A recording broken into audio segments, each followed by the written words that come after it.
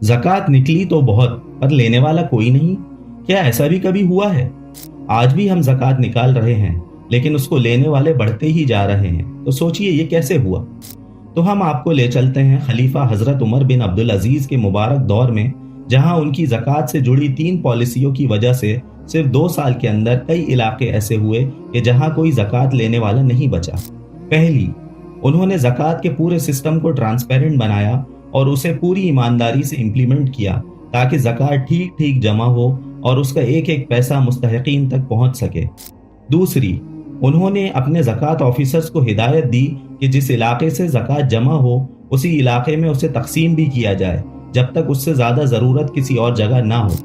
तीसरी, उन्होंने इस बात को यकीनी बनाया कि ज़कात लेने वाले अपने पैरों पर खड़े हो सकें, इसलिए उन्होंने इन मुस्तहिकीन के लिए खेती और मैन्युफैक्चरिंग को बढ़ावा दिया।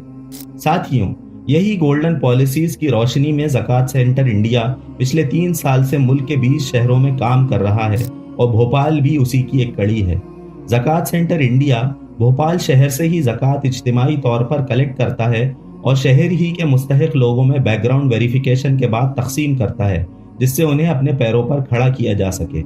यहाँ ज़कात का कलेक्शन और तकसीम की अकाउंटिंग ट्रांसपेरेंट तरीके से एक क्लाउड सॉफ्टवेयर के जरिए मैनेज की जाती है। यहाँ एक्सपर्ट्स की एक एडवाइजरी बॉडी है, जिसमें उलमा, बिजनेसमैन, समाज सेवी और इंफॉर्मेशन टेक्नोलॉजी से जुड़े लोग हैं, जो सारे मामलात और तकसीम की निगरानी करते हैं। ज़कात सेंटर का यह दावा है कि उसके हिसाब किताब में कोई भी कमी बेशी नहीं पाई जा सकती। आखिरी बात कि यहाँ मकसद लोगों को कारोबारी एक्टिविटीज में लगाकर उनको गरीबी से निकालना है, ना कि सिर्फ कुछ वक्ती ज़रूरतों को पूरा करना। इसलिए ज़कात का 90% कारोबारी कामों में और स्कॉलरशिप्स में खर्च होता है। पिछले 3 सालों में 550 से ज़्यादा खानदान ज़कात सेंटर के जरिए फ़ायदा हासिल करके अपने कारोबार खड़े कर चुके हैं। इस्लाम की इस अहम इबादत को कायम करने के सफ़र में आप भी हिस्सेदार बनिए और ज़कात सेंटर इंडिया को अपनी ज़कात पहुँचाइए। आप अपनी ज़कात हमें ऑनलाइन, बैंक ट्रांसफ़र, UPI या कैश के ज़रिए पहुँचा सकते हैं। जज़ाकल्लाह।